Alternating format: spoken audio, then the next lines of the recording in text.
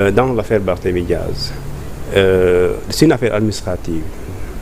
dañ ne dans une affaire administrative, en matière administrative plutôt, le recours est non suspensif. Cela veut dire que le fait que waa ji subir conséquence su acte administratif boobu su décider attaquer décision boobu, cela n'enlève en rien le fait que duñu exécuter ces décisions.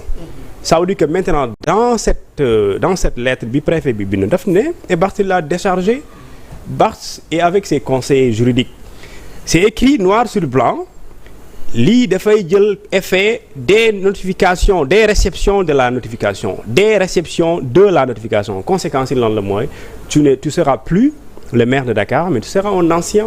Donc prérogative yi nga amoon en tant que maire, tu les perds dès l'instant que il t'a été notifié l'acte. C'est aussi simple que ça. Ok, on avance. Donc loolu vraiment loolu débat. Ok, essayons d'avancer sur le deuxième point concernant donc. Li ñu tuddee la législature 15e bi plutôt. Ils ont ce projet-là, je pense que moo nekkoon le premier projet bu ñu yóbboon assemblée. Et ça, je pense que même Diomaye ba mu ko yóbbu bon xawma mais am na ñu nekkoon ci passé xamoon nañu loolu du jàll. parce que da doon politique. waaw loolu moo tax maa ngi pare maa ngi ñëw sëñ bi. ñu may ko mu yeggal maa ngi ñëw. Bachir ñu may ko mu yeggal. dama naan waaw rek on avance man loolu rek laa bëgg a dégg. da doon politique nee ma waaw. mais foog ñu mais buñ ko continuer nii dina métti de. non du Bachir métti. foog ñu dégloon te tuuti. ñu dem yóbbu ko. Et il savait que du jàll mais c'était un test. tu permets une parenthèse. C'était un test. Laquelle? Tu permets une parenthèse. Un mois avant on lui pose la question devant des journalistes mu ne aw ma majorité bu ko jàllale. kon loo ko yóbbu. léegi li ma la bëgg a wax foofu mooy. C'était pour avoir li ñu tuddee li lewal li nga nar a def le 13 août. dissolution assemblée. Bien sûr. Parce que du point de vue droit dagan na mais politique moo des politique bi moo yóbbu nañ ko refusé nañ ko donc am nga argument politique. Donc tu as tous les deux arguments. Donc la dissolution du point de vue yow sa vision bi nga am ba nga jàpp ne pour rationaliser les charges et les dépenses de l'État il faudrait dissoudre certaines institutions qui pour toi dafay yaxanal poche État. Donc da ngay procéder à la dissolution de ces institutions là pour tester cette assemblée là bi nga xam moo fi nekk majoritairement yow yaa fa faible donc nga yóbbu ko. Quand tu amènes cela nga am nguur nga am plutôt majorité cette majorité là li ngay njëkk a def mooy yóbbu ko pour def li ñu tuddee dissolution de ces deux institutions parce que le président de la République ne pouvait pas à partir d'un décret dissoudre li ñu tuddee aucune institution bi nga xamante ni c'est une loi organique moo ko fi indi donc il faudrait plutôt ñu dem assemblée daal di adopter majoritairement pour que ñu jàllale loolu waaw léegi man li may wax ci côté boobu mooy le Haut Conseil des collectivités territoriales avait un budget de 7 milliards 800 millions et quelques annuellement. Le Conseil économique social et environnemental a un budget de 7 milliards 400 millions et quelques. Je dis pas que ces institutions ne sont sans aucune importance dama wax loolu parce que dans la loi organique portant fonctionnement et organisation des institutions le Haut Conseil des collectivités territoriales et Conseil économique social et environnemental dafa am solo lool ci réewum Sénégal dafa am solo ci këyit bi dafa am solo lool ci réewum Sénégal mais la question mooy après avoir injecté 7 milliards dans chacune de ces institutions quel est l'impact réel sur le vécu quotidien des Sénégalais? C'est ça la question qu'on se pose. Si l'impact économiquement parlant, socialement, comme nous l'avons waxee du point de vue environnemental, si les Sénégalais ne le sentent pas aussi comme nous l'avons amee tel que mentionné dans lu ñu tuddee le fonctionnement et l'organisation kon dans ce cas da ngay gis ne dañuy du génnee xaalis pour que def ko foo xamante ni du amal njëriñ askanu Sénégal. Par exemple on vous dit ceux qui sont dans le Haut Conseil collectivité territoriale et lu ñu tuddee le Conseil économique social et environnemental, c'est le président de la République qui est dans son bureau, d'accord, qui trouve quelques alliés ou bien quelques membres de son parti ou bien de sa formation politique qu'il nomme ou bien quelques membres de l'organisation de la société civile yi ñu jël ñu tabb leen fa pour une durée précise avec des montants des séminaires lu ñu nekk ci mais qu'est-ce que réellement ces rencontres-là ont permis pour améliorer le vécu quotidien des Sénégalais? S'il n'y en a pas, il y a lieu justement de dissoudre ces institutions, parce qu'à la limite une institution qui consomme plus qu'ils nous produisent, elle est une institution budgétivore, ou bien des institutions qui permettent de faire du recrutement politique. À la limite c'est ça, parce que aucune institution boo xamante ni président moo koy nommé doo si mës a gis opposant. parce que fa laa bëgg a jëm. doo si mës a gis opposant waaw. ma yóbbante wàllu question mooy. en supprimant est-ce qu'on va vers la création d'autres institutions pour jéem a xool naka li ñuy recaser tamit ndax duñ dugaat ci beneen clientélisme politique ndax boo teggee dara teg fa dara donc laaj la rek ma bàyyi wàll la nga yëggale. bu dee loolu la. Pastef a tort. su dee loolu la jëlee fi Massamba indi Demba. su dee loolu Pastef a tort et très tort parce que amuloo pour jëlee fii lii pare remplacer ko par maanaam liñ ko bindee lañu ko moo wuute mais le contenu reste le même. Si tel est le cas, je suis vraiment désolé je dis bien man je serais vraiment déçu pour ça. Bu dee loolu la je serais quand même déçu parce que mënuloo supprimer au Conseil des collectivités territoriales HECT nga indi beneen institution lu fi soppeeku rek mooy c'est la dénomination mais le même contenu les membres sont nommés par le président de la République et doo fa mës a gis koo xamante ni un membre de l'opposition dama ne dans certaines institutions yi nga xamante ni ñi fa nekk dañ fa nekk parce que dañ leen nommé pour la plupart amul kenn ku fay nekk nga nekk opposant alors que dans les institutions de la République du Sénégal ñi fa war a nekk ce sont les Sénégalais yi nga xamante ni ñii am nañ xarañte xam nañ mën nañ jëriñ réewum Sénégal mën nañ fa war a yóbbu et je dis que bu fekkente ni l'institution sert moins que lu mu war a produire je dis bien mieux vaut de la supprimer. Ok, donc on enchaîne avec wala ma bàyyi Bachir voilà yéen ñaar waaw sur cette question qu'est-ce que yaa Moussa man je pense que peut-être que Pape Demba se trompe même sur la nomination des membres parce que nag xam nga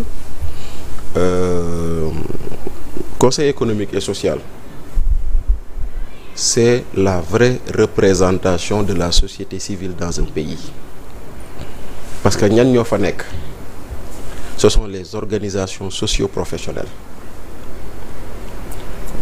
avocats yi ordre des avocats am nañ fa membre ñun journalistes yi am nañ fa représentant société civile syndicats yi centrale syndicats yi boo gisoon ñuy gars yi doon xeex pour def élection de représentativité syndicale parce que on les nommait en fonction de leur représentativité am nañ fa membre béykat yi am nañ fa membre tous les corps constitués de ce pays ñoom ñooy am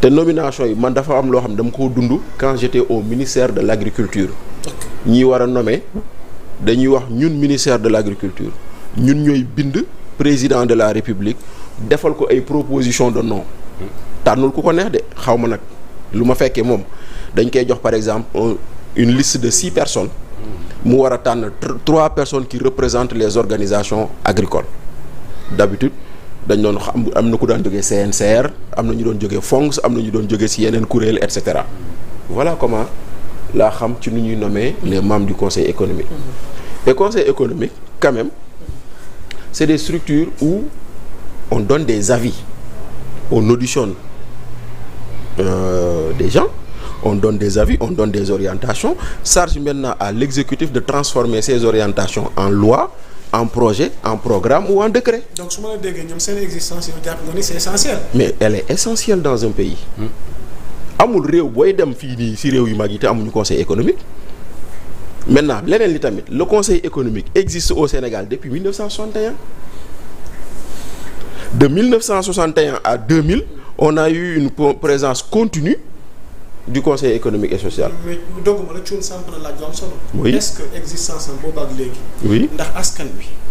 waaw mais xam nga seen bopp ndax am na njeexital ci askan. waaw mais xam nga am na njeexital ci askan moo tax ma lay wax loolu parce que tey jii nii conseil économique. def na benn par exemple. parce que ñi fi nekkoon est-ce que am na bilan. non bien sûr. mais bien sûr conseil économique def na par exemple benn gëstu sur la problématique des inondations mu ñëw mu ne exécutif bi président de la République jàpp nañ ni fii ak fii war ngeen ci investir. président de la République def ko mais am na njeexital daa fekk ni kay peut-être malheureusement c'est des institutions qui n'ont pas assez communiqué. Il faut le dire. Mais dire que conseil économique amul njëriñ non je suis désolé bañ nañ ko ba Aminata Touré mii tey di wax nañ supprimer conseil économique social mais bokkoon na ci conseil économique social bu Nations Unies lu tax Nations Unies amal ko. jiite bii. voilà kon nag c'est-à-dire que loolu mooy benn booy gis beneen bi le HCCT c'est un organe aussi consultatif au profit des collectivités locales te bu boobaa sax da ngay gis ni y a une contradiction entre président Diomaye la mu bind ci programme ak la mu def. Laquelle contradiction? ñoom ñoo bind seen programme ni ils veulent appliquer les conclusions des assises nationales non. am na wala amul. Exactement. ñoo wax nañ ko wala waxuñu ko. voilà mais parmi les recommandations des assises nationales figure le HCCT. Ah bon? mais sëñ bi yéen nag da ngeen toog doon ay journalistes yoo xam ne du ngeen gëstu xool lu fi xewoon. assises nationales. ba ñu ko taxawalee. dañoo ne assise bi loolu. mais ñoom ñoo ne application des conclusions. assise bi 2009 la woon. waaw mais d'accord mais ñoom ñoo wax application des conclusions. xam nga man wax ma ba fekkee de application des conclusions laa wax. c'était pour charmer l'électorat des assises. te élection bi ba mu jegee. gis nañ ancien premier ministre Mamadou Lamine Loum woote réactualiser document bi pour dire loolu ñoom ñu ñëw signer. ñu ne on va l'appliquer. Et parmi les recommandations HCCT si la bokk mais quel que soit le nom dañoo ne il faut créer un organe pour que les collectivités territoriales am fu ñu mën a waxtaanee seeni problématiques. Maintenant si tu me dis que dans le HCCT c'est 150 membres et que la moitié est nommée par le président de la République il faut changer ça je suis d'accord mais qu'on ne me dise pas que l'institution est budgétivore. Grand, on va y revenir. Le budget là qu'on va voter, tu sais c'est combien? 6300 milliards.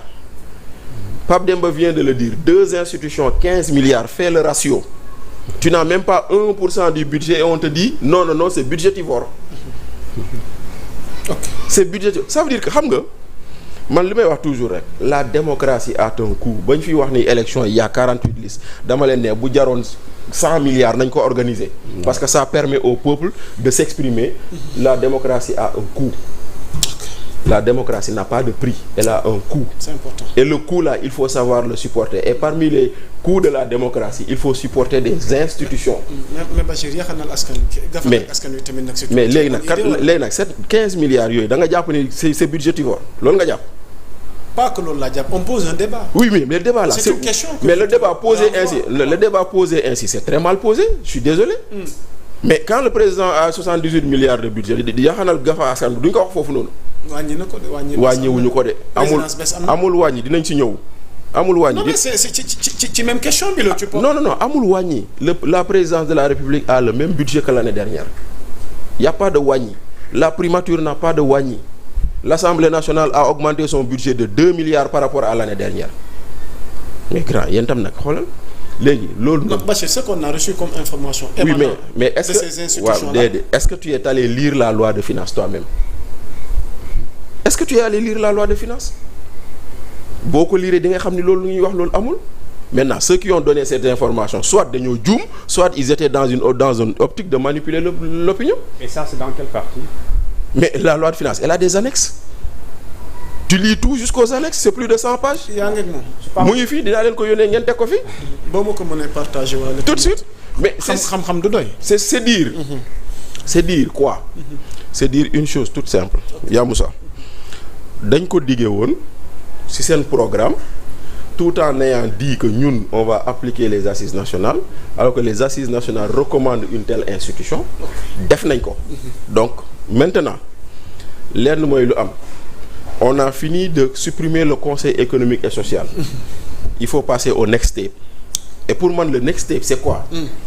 Il faut qu'il y ait une structure autour de laquelle secteur privé et pouvoir dialogue. Parce que Conseil économique, loolu la doon teg. Parce que patronat bi mu ngi fa woon. Syndicalistes yi ñu ngi fa woon.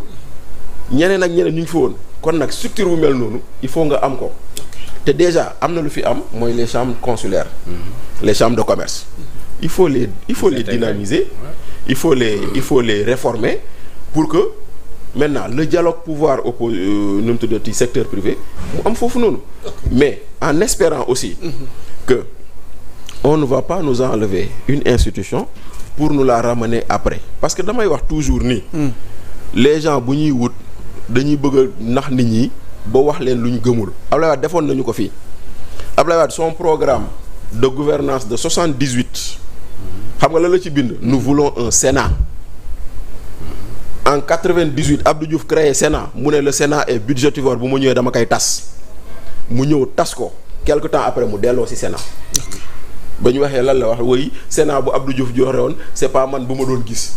bokkul mais dès l'instant que Sénat la rek kay def ci yow loo bëgg t'as besoin de supprimer pour remettre même chose la def ak conseil économique. da koo tas indi CRAES. dem ba ci biir tasaat CRAES indiwaat conseil économique. kon nag tey jii nii nag ñun il nous faut arriver également à stabiliser nos institutions bra parce que mënuñu alternance bu am. kii ñëw ne institution bi lii institution bi gis nga dañuy def de façon claire nette et précise ñu figer maintenant le contenu de l'institution yow orientation boobu mën nga ko joxe par exemple tey jii ni on ne me dira pas que le conseil économique n'est pas utile ça je suis désolé ku ko wax weddi naa on ne me dira pas que le HCCT n'est pas utile ndaxte tey jii nii le gouvernement est en train d'exécuter un programme qui s'appelle PACASEN il est exécuté par l'ADM, Agence de développement municipal. C'est un programme sur 125 milliards de francs au profit des communes. Mais ça a été élaboré ou étudié ou réfléchi à partir du HCCT. Kon nag boo ñu nee ñoom bon c'est vrai les gens ne verront que oui c'est un politicien moo fa nekk c'est un et cetera. On peut en dire, on peut en trouver nu mu tuddati beaucoup de choses à dire sur les nominations. Mais quand même sur l'utilité de l'institution.